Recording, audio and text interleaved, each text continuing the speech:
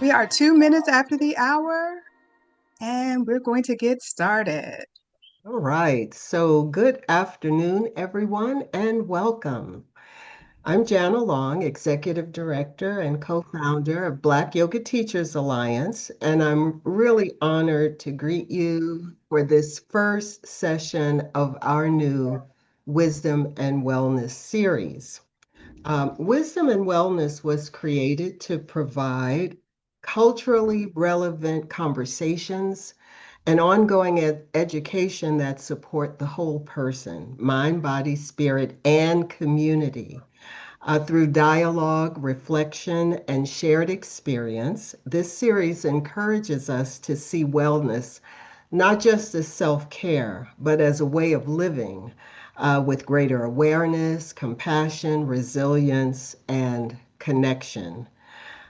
It's also a way of expanding the conversation around yoga to lived experience, how we're living when we're not on a yoga mat, and how yoga plays a very important role in supporting our lives. Today's conversation is especially meaningful as we welcome Janina Edwards. She's an Audible Hall of Fame narrator, a writer, and certified yoga teacher. We're in for a powerful dialogue, which is titled Grace in the Shadow of Dementia: Stewardship, Heritage, and Brain Health. Alongside our host, Marilyn Peppers Citizen, who our accomplished uh, Vita Board president, Janina will help us explore caregiving through the lens of Afrocentric values and yogic wisdom, reframing care from sacrifice to sacred stewardship. So, whether you're a caregiver, a yoga teacher, a wellness professional, or someone seeking grounding during challenging times, we hope today's conversation provides insight, affirmation, and practical wisdom you can incorporate into your daily life. So, once again, thank you for being here and helping us to launch this new community offering. Also, as always, I have to give a shout out to the BYTA administrative team for this event, Lorenzo Wilkins, our creative services director, and Galanda Brooker, our technical advisor. We couldn't do it without them. So now I'd like to welcome today's host for this conversation, Marilyn Peppers Citizen. Hi, Marilyn. Hi, Jana, and thank you. Welcome, Janina, and welcome to each of you that is joining us today. Janina, your background is amazing. I started listening to audiobooks when they were still on cassette tape. So, like, some of you might not even remember cassette tape. So, I am really appreciative of all that you are bringing uh, to our conversation today, in addition to our discussion about yoga.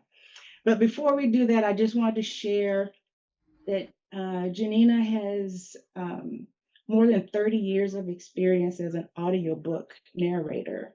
And she's recorded more than 500 audiobooks for major publishers such as Brilliance Audio, Simon and Schuster, Blackstone, Penguin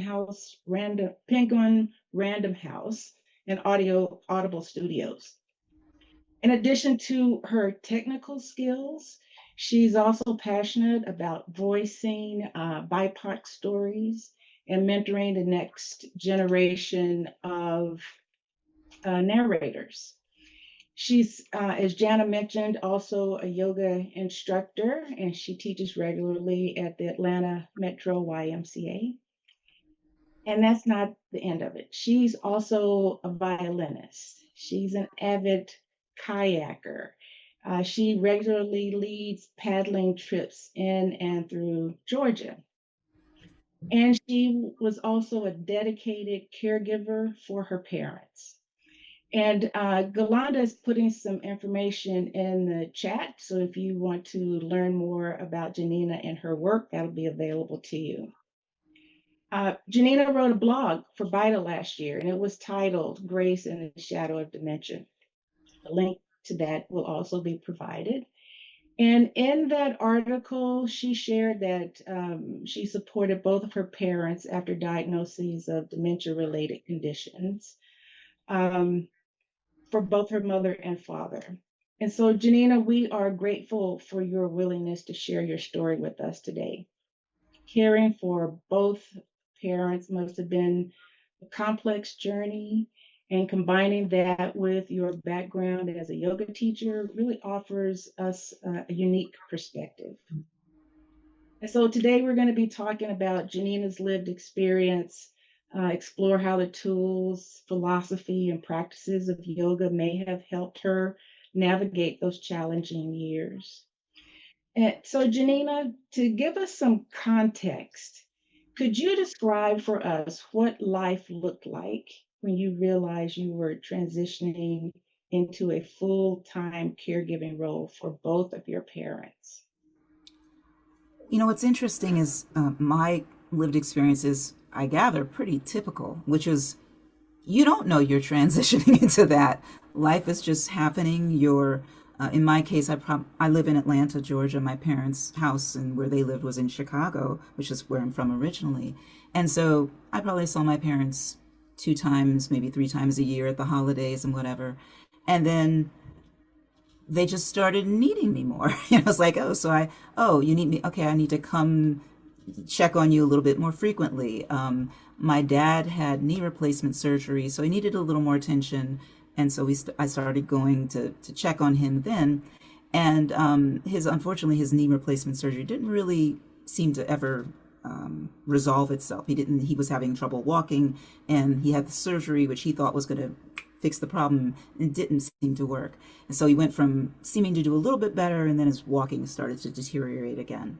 And so with his doctor, his regular doctor, were trying to figure this out. And so he had more doctor's appointments, and I would call and say, what did they say to you? And I spoke to my mother on the phone, and she'd say, I don't know what they said. And I was like, okay, well, put him on the phone. And I talked to him, and he'd be like, oh, we've got the best minds on it. I'm like, what does that even mean? So it ended up that I needed to go. If he had a doctor's appointment, if I wanted to know what was happening, I had to go, right? So started going a little bit more frequently. And then when he had the surgery, I was with him at the hospital. So it just increased and increased. And I find other people have a similar story. One of the hardest things to realize is that these people who raised you, and my mother was a school teacher, my dad was a civil engineer, these very smart, very driven people are no longer okay. Right? So you go from being the kid where they're telling you what to do and you assume they're okay to realizing I need to be questioning this more. I need to ask more questions. And at some point it's a big moment when you have to say to yourself, they're not okay. I actually need to step up and not take their comments at face value. I have to actually step up so I don't know that there was, well, I do know there was a moment, but it took a while. So from 2010-ish, my daughter graduated college. She went to Howard, and we were kind of helping my dad through getting to his seat because he was walking poorly. And then started things like we went on a cruise, and my dad was the trip planner and did all the driving and all that. We went on this cruise, and we'd all given him our passports, and he got up to the register table and was like, I don't know where everything is. And he's got our passports and driver's licenses, and we're like, wait a minute, what do you mean you don't know where they are? So it just happened in my awareness gradually.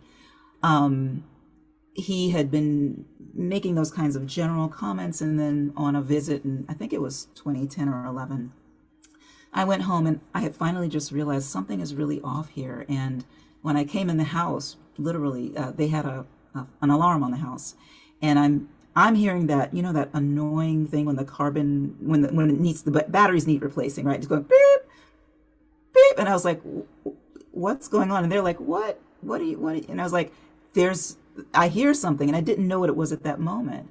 And they're just being their usual selves. And I realized they are not there was something about that moment after some of these other things that happened where I like, they are not okay. And I also had this moment of, these are not my parents, the people that raised me. These are not those folks anymore, and you need to approach this in a completely different way. And it was a very sad moment, but yeah, just like this light bulb change of like, they're not okay. They're not okay, and you, lucky you, get to step up. Anyway.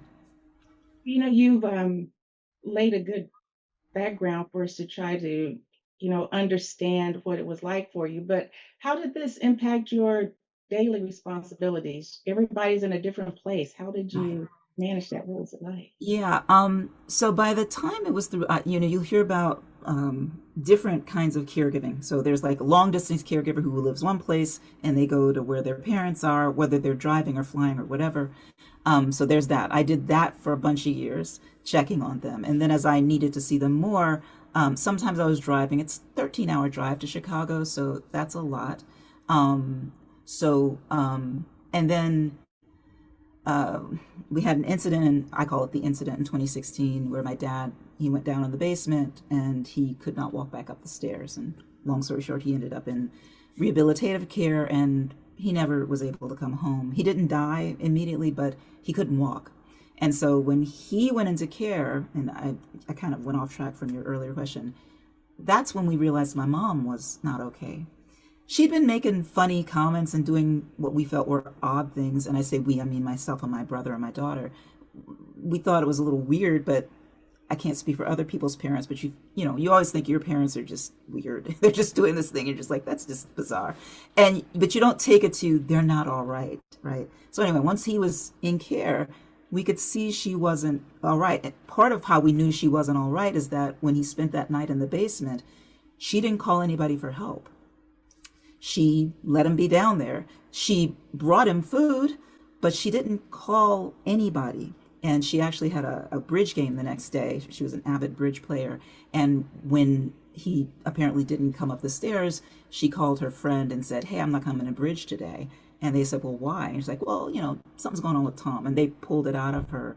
And that's what got the emergency people to come. And we went from there. But she didn't let anybody know. So we realized, even that choice was like, what? Why wouldn't you call for help? So anyway, once that happened, I was in Chicago. At that point, I was coming to Chicago every month, flying or driving, and then realized she was having problems. So was checking on him at the nursing care facility, checking on her, making sure, for some reason, and I know other people experience this too, she'd always be in darkness. The light bulbs would go out because they never turned the lights out. And so I was always, making sure she had food in the house and these different things. I was working for myself at the I work for myself now, but I was working for myself as a voiceover person, but also was a professional grant writer.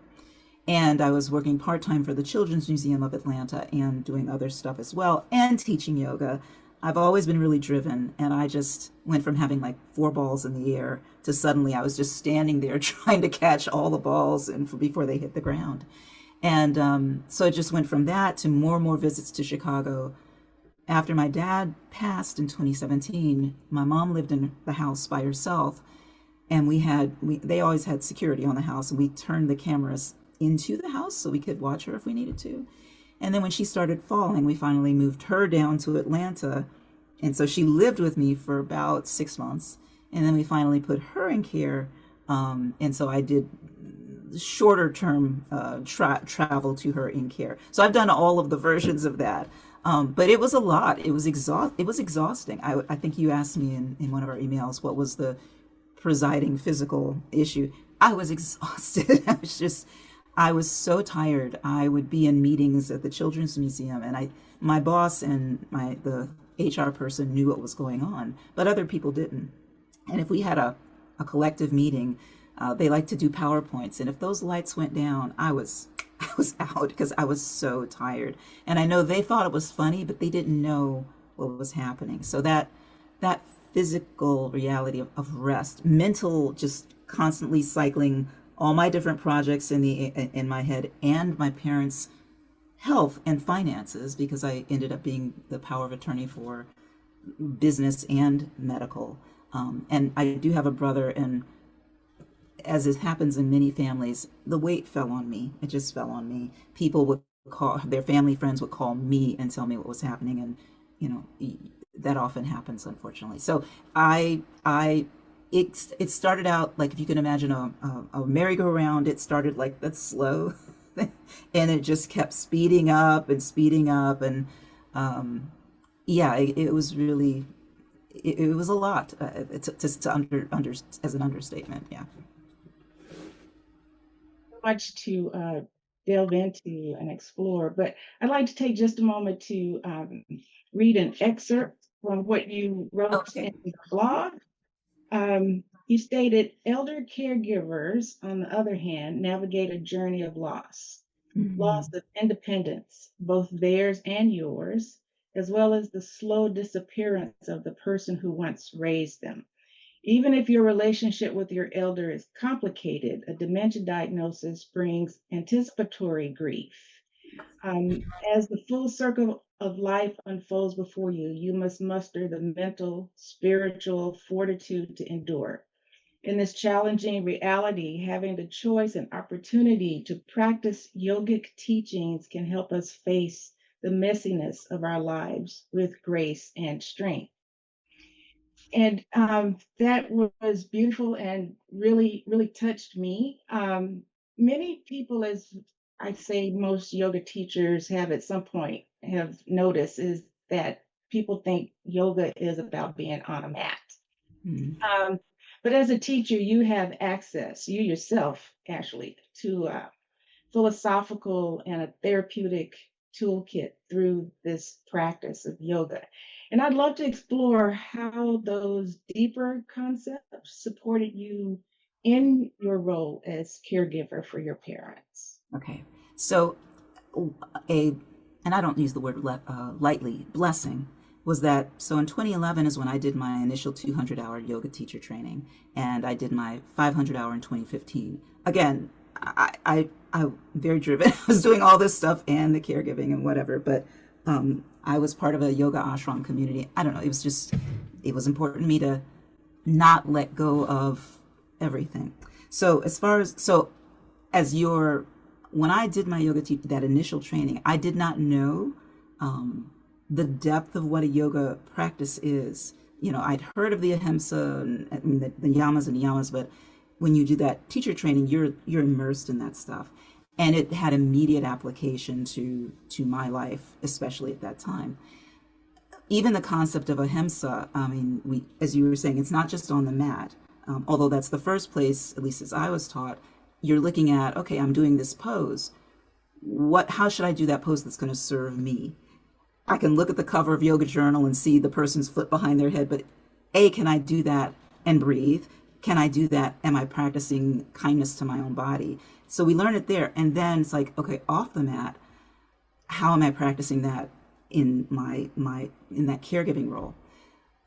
Again, that whipping around, that all that stuff I was juggling, at some point I realized you're about to collapse here. So practicing ahimsa to myself in terms of the amount of time I was traveling to Chicago, or asking my brother to go and trying to help him be more of service, allowing my daughter to step in, that was a practice of ahimsa. But also just when the decisions were being made about, now is the time to bring my mother down to Atlanta. Now is the time to let my mother be in care, because I was not going to survive the journey if I didn't take some of those steps. Practicing ahimsa in terms of even allowing myself to not be okay with doing all this stuff. I mean, it was not something I really wanted to do. I mean, I gathered wonderful people who are virtuous and whatnot in the world. And I pulled that and I did that, but there was so much push and pull in my own psyche about doing this. I think Janice put some statistics in there about how this weighs on Black women, and I was, forgive the word, I was pissed. I was like, I did not sign up for this, but I also felt as a yogi, I could not do this. I felt it was very much a part of svadhyaya, that learning about myself, There's a book that I shared with Galanda about that's by Stephen Cope called the Great Work of Your Life, and it's about Dharma, right? And I wanted to throw that book at the wall so many times because a implication of what he was saying that was that your dharma is the thing that's in front of you. It's not over there or over there. It's what your life is presenting to you to do. And at that moment, the thing life was presenting with me was my parents and what needed to be done. And I was like, that is not my dharma. I want my dharma to be, whatever, but not that. And it was like, well, but this is the thing. And so that was a real sticking point for me, is like, this is the thing in front of you. How do I do this with some grace? And how do I do it with kindness? Going back to ahimsa. What's the next one? Satya, being truthful. When my mom was living with me, and she had basically conveniently forgotten that my dad died, right? So she'd be in the house and she'd say, well, where's daddy? When's your dad coming? When's Tom coming? And you have a choice to tell them the truth, which is he is deceased, or find something different to say. And practicing ahimsa was like, well, giving them some other comment or giving her another option. My dad was in the reserves. So a lot of times I was like, oh, he's in reserves. He's down in, South Carolina doing training. She might or might not accept that, but that was a kindness to say that, right? So anyway, so those different things, that book in particular, were really important. Another book, and this does stay on point, that really rang for me was this book. It's called Alzheimer's 911 by Farina Gray Davidson. And I'm going to share something that spoke to me a lot because it spoke to me. It says, the whole secret of dealing with Alzheimer's is finding ways to answer the great spiritual question, how am I being asked to grow? Being a caregiver is not a waste of time, even if you don't want to do it. Every task you learn, every dilemma you solve, every tear you wipe away, even if it's your own, and everything you forgive will expand your heart, your soul, and your whole being. It will bring you to a whole range of profound skills and gifts that can be applied to all the situations of your life. I'm sharing this. You can see there's little bits of tape. This was taped on my desk. This was taped next to my bed. This was a screensaver at one point because it just helped me keep in mind that what I loved was the line, even if you don't want to do it, because it just recognized the humanity of like, this needs to happen. It may not be what you want at any given moment, but there is value in this. And interestingly, I'm jumping ahead, but interestingly, though the path into caregiving was slow and arduous, the path out was very sudden. My mom died in 2023 after a bout with pneumonia in the hospital. I was with her, and my mom passed on the day she was supposed to leave the hospital. She was supposed to go back to care, but she was going to get some rehabilitation, and she was going back. She had recovered from pneumonia, and they were doing a physical assessment.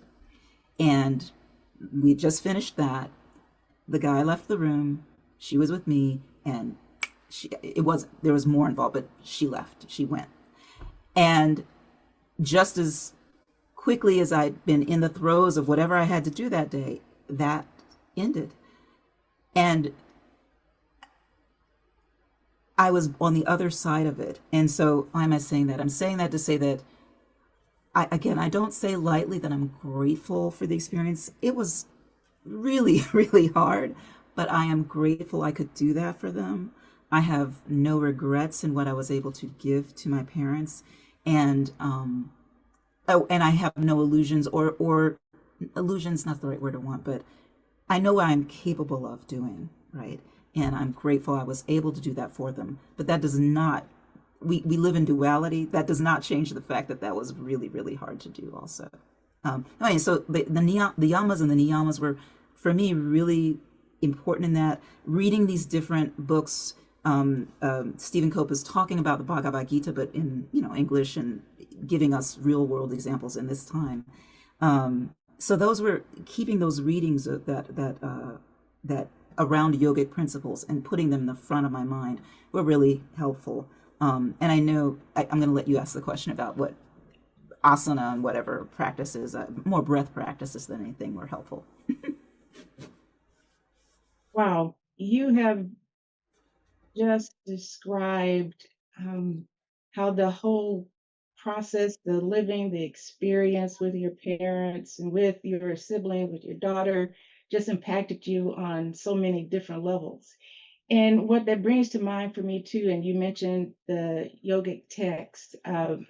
In yoga, we also look at a person through our layers of being, our physical self, our energy, our mental, emotional state, our ability to make wise decisions, and even our innermost sense of peace. And you touched on each one of those. And so, how did you notice stress or whatever activity attached to you or that you experienced through whether it was your physical presence or your ability to think as clearly as you very clearly do? Like how did stress show up, or did it? Um, I'm not sure this is the answer. I mean, I really was exhausted, and that is the main way that showed up. I was always trying to get some rest. One of my certifications is in restorative yoga, and so that was really important for me. Just seeking a moment to rest. If when I was flying to Chicago, I was asleep. To the degree that to me it was a little bit scary. Just how much I would conk out. Um, but I started some physical practices that anyway, this is I'm answering your question, but kind of leaping into the next thing that I know you're interested into. So I got into certain rituals. Again, like I mentioned, those words, I'd have them taped where I could read them and remind myself of that. I would Chicago's airport, I think Chicago's Midway Airport, excuse me, has a yoga room, which basically is just a small room. It's a quiet room. When I got to Chicago, I would go in there and I would sit. And I would meditate, not like fancy, I just sat, and took some calming breaths. Maybe I said the Hanuman Chalisa or whatever, but I just sat and breathed and took that pause between the travel and going to my parents' house.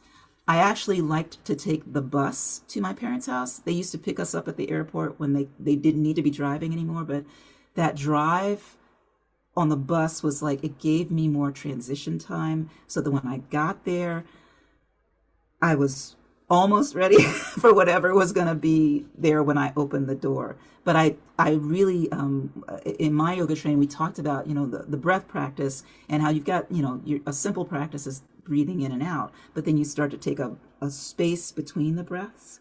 And I kind of lived that practice of like taking the space between home and Chicago and sit there for a moment and then move into it. And, or even in talking to my parents when they were mentally okay, and especially actually when they were more into their dementia. My dad actually had a thing called normal pressure hydrocephalus. My mom had Alzheimer's disease. But in talking to them, taking that moment before I opened my mouth and said, especially if I was upset, just like that calming, my teacher would call it an intentional breath, just like, now let me speak, for the wrong thing that might have come out of my mouth. I often prayed for just the right words to say, but just taking that moment, even if it was just that one breath, that was incredibly powerful for me. And restorative yoga,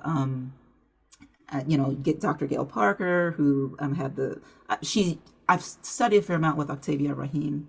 And I have my certification specifically from Judith Lassiter, but and Tracy Stanley also taught as part of something that Octavia offered.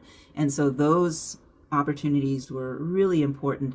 I had a teacher that I worked with in Chicago who, when I was there, would go to her restorative class, and I think one time only 2 people came, and she took care of me. I mean, that's when you are in the throes of being a caregiver, nobody, it feels like nobody's taking care of you. So to be in a restorative practice where I'm resting, and she's tucking me in, doing the things you do in a restorative class, that felt amazingly powerful in that moment. So for me, restorative yoga, the breath and meditation, but again, it's sort of like meditation with a lowercase m, not meditation. It's like, no, just focusing on the breath, finding those spaces between the breath to remind me to take those spaces in my life. Those were critical. And the continued yogic reading and topics that helped me. My community was Kashi Atlanta, which unfortunately has disbanded. But topics around caregiving were really important. And one of the teachings, one of these sayings it seems like a small thing, but was huge, especially at the time, was this idea of drinking as you pour. And so, you're pouring a lot as you are a caregiver, but drinking in that, whatever it is that nourishes you, drinking it in and allowing others to support you as much as possible, those were really important. So the stress, I honestly think the biggest way it showed up was just exhaustion. And these are some of those yogic practices that were really important for me at the time. Yeah. Janina, thank you for giving us this continual reminder of how caregiving affects every part of us, for those of us who are caregivers. And you also kindly brought us to the remembrance that things will happen that we just simply need to face. And so as I think about yoga philosophy, I also think about the kleshas, those things that we want to avoid, like fear or clinging to life, a fear of death, a fear of our attachments and letting go. How did you've mentioned the restorative practice and how healing that was for you. Were there any other practices that you participated in to kind of navigate the internal emotional things that you were dealing with as you saw your parents decline? You mentioned earlier that they were no longer the same people that raised you. So there's 2 points, and I'm going to ask you to help me remember. Okay. So one was facing some of those mental difficulties, the what my teacher called anticipatory grief, right? When you're that person is still there, but you're already grieving. And then the other thing is, I wanted to talk about, it was something about how the other practices, there was something, I made some notes, so I apologize. I was like, what was I talking about here? It'll come back to me. So anyway, so so for me, I don't, this might not be how other people navigate this, but I feel like if there's one experience in my life that taught me, because to me you described a parigraha, that holding on to things. One of the moments that was instructive, shall we say, when my mom was, after my dad passed, my mom was in care here, but she wasn't in the house anymore. My mom, we brought her down here in 2019, right? So in fall 2019, we brought her in 2018. 2019, the first 6 months she lived with me, and then we moved her to a care facility that we ended up taking her out of, but we placed her there, and then took her out in December 2019. We took her out because that place was not a good fit. And then I'm not Scrooge, so we did not put my mother in care in December and Christmas holidays. We waited until we got through the holidays, and then we placed her somewhere else. And if you remember, in March 2020 is when the pandemic shutdown happened. And that's a whole story in and of itself, caregiving during that experience. But when she was in care, one of the things that happened was they are taking care of my mom, the nurse, their nurse assistants and whatnot, and they were doing her hair. And I have an image of my mother from years of living with her and all the rest of it. She kept those little soft curls in her hair. She was born in 1930. Her hair was always straightened. She wore curlers. It was a particular look. And I came one day to visit my mom, and they had done her hair in little pickaninny braids. Now, if they did that to me, my daughter, I would still pretty much look like me. It would, be a little different, but it's natural style, whatever. That is not my mom, And I didn't get mad at anybody. I was like, oh, no, we cannot do that. But it really made me think about what is actually of service to my mother. What does she actually need? Because what I need, looking at that person, I want to see at least some version of that person that I knew, right? And that's so important to you. But does my mom need that, right? And so it just made me very aware of, what I need and what she may need are not necessarily the same thing. And I ultimately need to be focused on her care. Now, mind you, we did find a hairstyle that did not make me flinch, but I think they put it in a bun, which was not her hairstyle, but it was not picking any braids. And I was like, okay. But it really made me think about what's important here. How much am I practicing aparigraha? How much am I clasping onto this image of her that is not who she is right now? Now, another side to that was that I knew it did actually matter to my mother what she looked like, because again, in life, in regular life, when she was well, she always got her hair dyed. She always had that style. And that was how she lived. And when she was in care, she would go to the bathroom, I'd help her, and she'd pass a mirror, and you'd see her go like that, because that is not who she saw.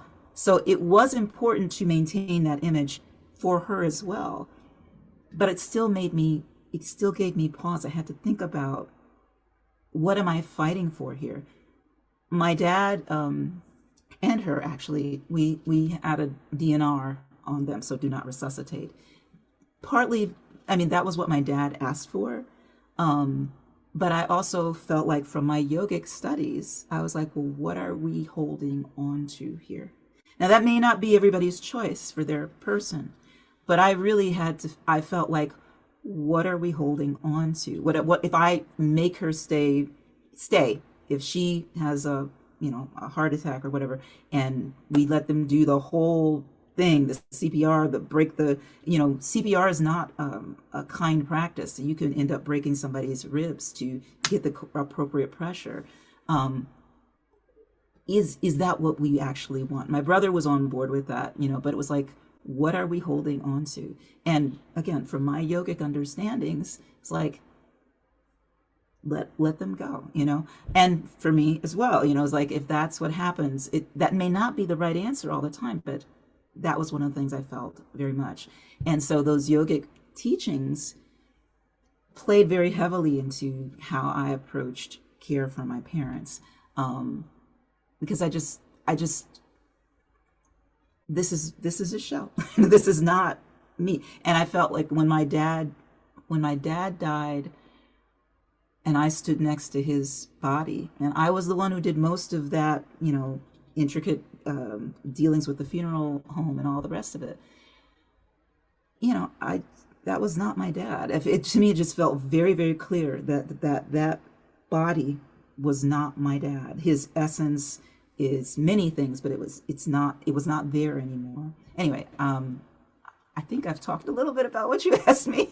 But, absolutely. The fear, the clinging to life, our attachments, the holding on. Who was that for? Is it for family, or is it for the loved one? And one thing that you reminded me to come back to, which I'm really interested in, you had mentioned participatory grief. Yeah. So can you tell us some more about that? Yeah, I mean, it's just this idea that so for me, in addition to those yogic practices in that yoga community that I was part of, the ashram community, I used in the hospitals my dad went to, in my mom went to, the medical clinics, senior clinics. I used every social worker. I talked to them about the choices we had to make. Some of them were more open to discussing the emotional stuff that was going on. Every place had a support group. I was in a Chicago support group. I was in an Atlanta support group. I had an online support group. We had the financial wherewithal to use I just lost the word for it, but it's basically someone to help you through your caregiving process. And we were able to hire them just because we had the financial means to do that. So I had lots of that going on. So in one of those groups, somebody coined the term anticipatory grief, which is this, it's like grieving in real time. When we know what to do when someone dies and you grieve them then. But when you see that person, your person, whatever the relationship is, leaving you or has left, God forbid they don't actually recognize you anymore. You as caregiver, assuming you're a caregiver who actually has emotional attachment to that person, because sometimes people, they don't have a great relationship. If it's a parent, they may not have a great relationship with them. They may not at least consciously grieve them. But assuming you have that link, you're grieving them in real time. They're not gone, but the person that you knew is gone. And so there's this anticipatory grief. And part of your job as a caregiver is not getting locked in that so that you can't do the work that needs to be done. But this only ends one way. There's no cure for dementia. There's no cure for Alzheimer's, and it only ends when they pass. And so you're already grieving that person, and the later stages of dementia, they may be more comatose or whatever, but in the early stages where they're still verbal and they can talk their way out of you thinking there's something going on, there's this anticipatory quality to it. And like I said, part of your challenge is not getting lost in that. And again, that duality of like, they're here, but they're gone, and you grieving them, but still continuing to do what needs to be done, making all these tough decisions, cleaning the house, whatever it is. We are juggling all of these at the same time.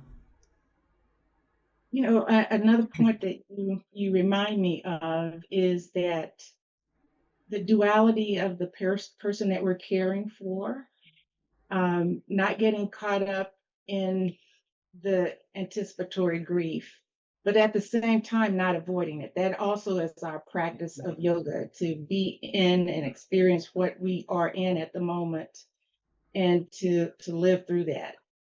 So that was a great reminder as well. Because if you can't be in the moment, I mean, my mom and I was born in 1961. The styles of caregiving, being a parent, very different now. I mean, who I am with my daughter is very different. But I say that to say that I didn't, I'm a artist, I'm an actor or whatever. My mom was a school teacher. I don't think she ever got what I did. I mean, in terms of like, I don't think she ever got what I did. She was always like, for a long time I did props for theater, and she'd send me articles like, oh, this is about props for theater. And I was like, I know what my job is. Maybe you need to read that. But anyway, so I always felt like she didn't get me. But when she lived with me, I got an opportunity to interact with her in a way and have a relationship with her that we never had before. So like, and in very ironic ones where I was sew some things for other people, right? And she helped me sew them. She taught me to sew, so laying out fabric on the table and putting the pattern on it. And, I'm putting the pins in. And in her dementia, my mom was meticulous with those pins. It was like it had to go in and had to go up, and it's like they're not in a line. It's like, it's okay, mom. So, but we did that. I think we made a pie together one time. She was not a baker, but she that was unique to that period, and so I was able to have a new relationship with her in her dementia that we didn't have before then. And in terms of like gratitude, that's something I'm grateful I have those memories of her. Some of them are hysterical memories, but we were able to have that. And I am grateful for that. So if you get stuck in all the downside and the negative and the pain of it all, you don't get to have those other moments, right? The life that you are describing for us is full, Mm-hmm. really full. And you told us what it was like for traveling. Uh, what was your practice like? So we know that you don't need 60 minutes to have a yoga practice. You don't have to sit with crossed legs and closed eyes to meditate. Like a meditation can be up and walking and talking. A meditation is that time you described baking a pie with your mother. That in itself could be a meditation. On a really high stress day, um, what was a practice like for you? So I described those intentional breaths. But I also so I'm yeah, I kayak. So that a lot of that started during that time too. So that first facility my mom was in, I mean, I had been doing this before then, but in terms of a high stress day, we had a nurse aide that my mom liked, that was working with her at this first place, right? And so I met them there, spent some time with my mom at that facility, and then I would leave them there. And here in Atlanta, there's a place called Cascade Springs Nature Preserve. And I would go there. I kept hiking boots in my car and walking sticks. And I would leave her and I would go walk for an hour in nature. I might be talking to myself the whole time, but I would walk in nature and just let that bring it all down.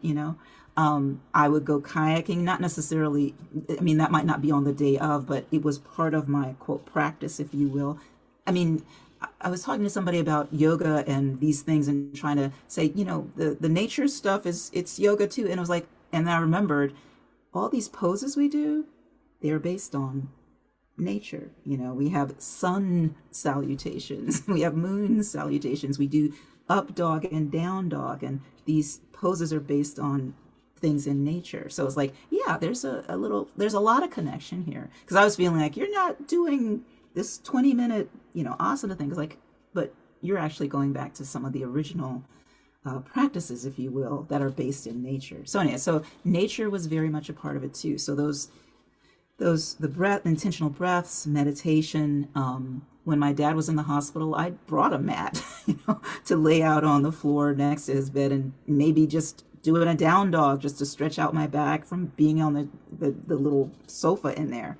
But nature was also very much a part of that my practice at that time, and continues to be. Yeah.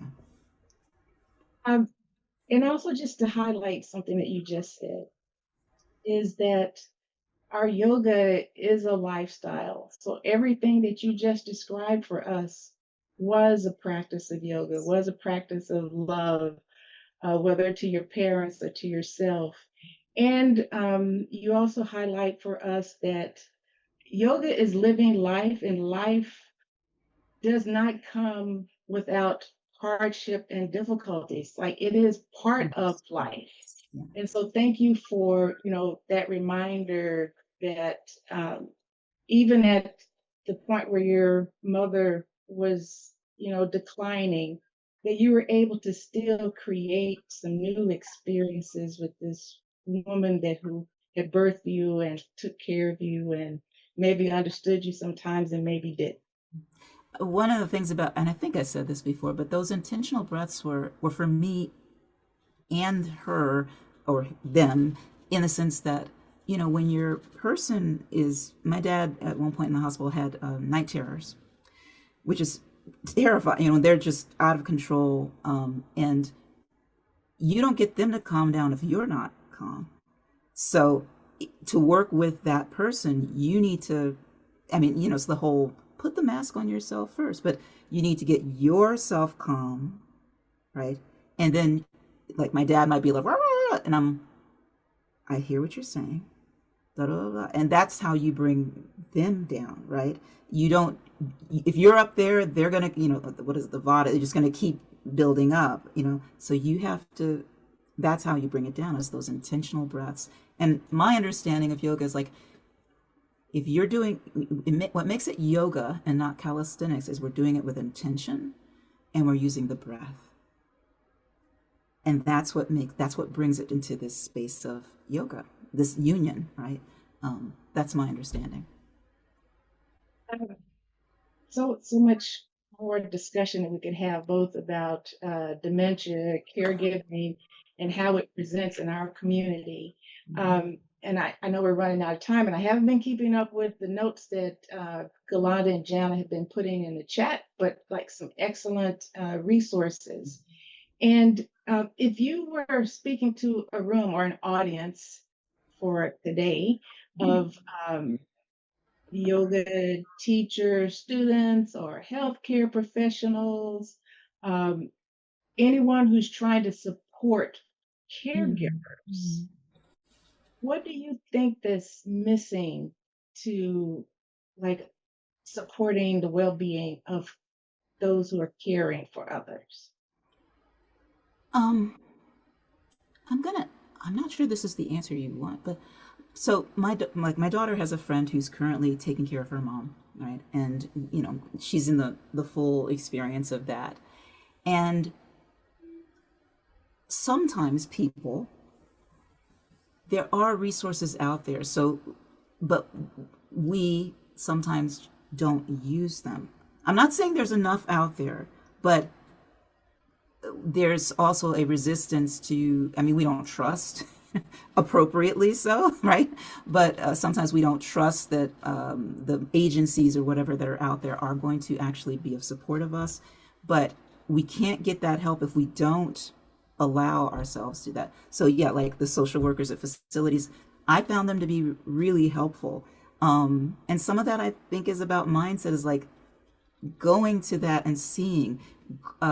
Some people don't want to let their business out in the street, but for me, those caregiver support groups were just, that was where I got the help I needed.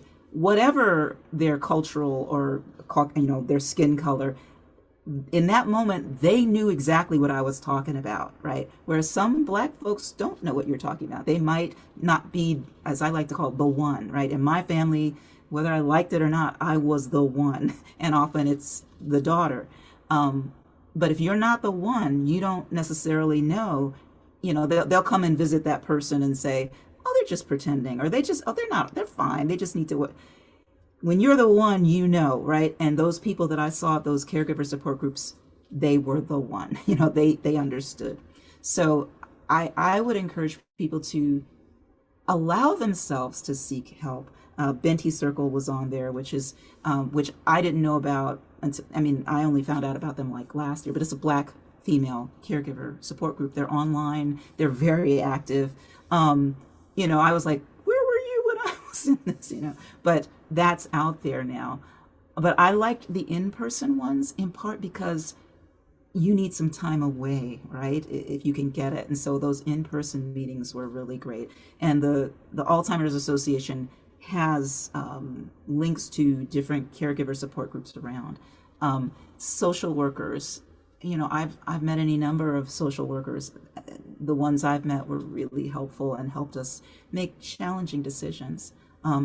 Elder care manager, sorry, that was, my family was able to use an elder care manager, and that's expensive, but it was so nice to have somebody I could text or email or call and say, this is going on. And sometimes it was just and then go and do what I had to do, and I hadn't said the wrong thing to whoever. But that was really important. And that particular person, that caregiver, that elder care manager, she was one of the people who, when it was time to place my mom, was like reminding me that my quality of life was also important. My mother's quality of life, yes, but my quality of life mattered too. One thing that I think, if I just want to make sure that it's put in there, is one of the things that also resonated for me was this caregiver bill of rights, which you have a right to a life. You have a right to feel what you feel. You have a right to a time away, and that was another thing that was taped to my desk. It's like, you have a right to this. Gosh, Janina, we're running out of time, but we have covered a trove of emotional and philosophical ground today, and your journey perfectly illustrates how ancient wisdom and our perspectives of self-care actually intersect. And I just want to thank you so much for your openness, your vulnerability, and also your profound dedication to both your family and path of yoga. Um, and to our audience, an aspect of this conversation will continue during the BYTA 10th year anniversary conference, August 20 through 23.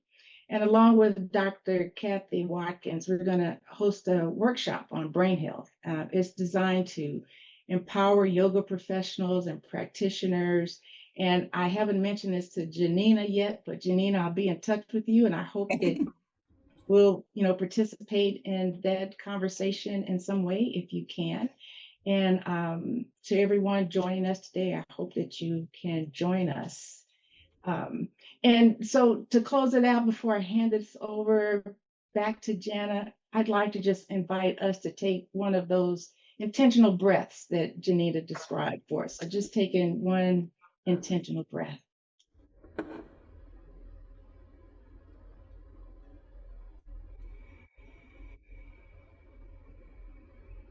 And thank you. Back to you, Jana. Thank you for letting me share all that.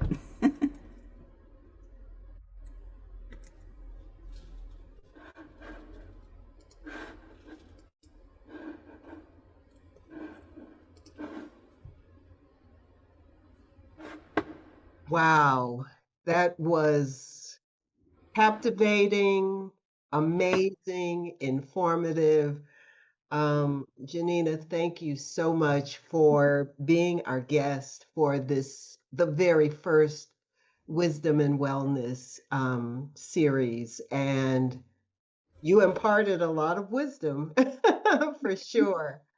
Um, Brain health, Alzheimer's, and dementia is such a big issue in our community, and more of us need to be aware, especially as our population is aging. And I think you hit on everything that is important for us to know as many of us, are dealing with our aging parents, for example. So that was just so rich, and I just so much appreciate your sharing your journey with us.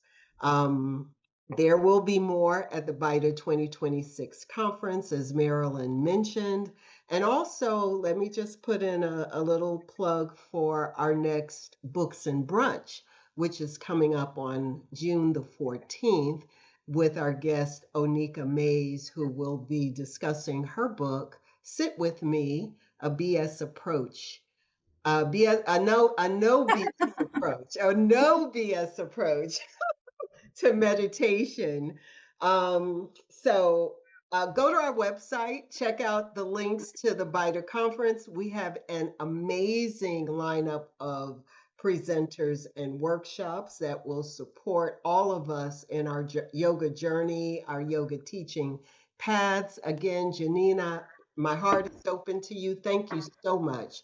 That was a beautiful presentation. We could not have asked for more to open up this series. So thank you. Just You. so much gratitude. Appreciate it. Thank you. All right. Thanks for being here, everybody. Glad you all could show up and join us. If you have any ideas for wisdom and wellness, remember this is yoga off the mat, how we incorporate it into our lived experience. And we are inviting folks, they may not all be yoga teachers necessarily, but that have something to offer us that enriches our lives, that supports us if we're yoga teachers, and supports us just as people living in community and wanting to connect in more profound and deeply meaningful ways. So we're open to all suggestions. Write to us at blackyogateachers@gmail.com. We appreciate your thoughts and your ideas. So thank you for being here. Take Thank you, care. everyone. Have a good evening to everyone. Bye, y'all. Thank you so much.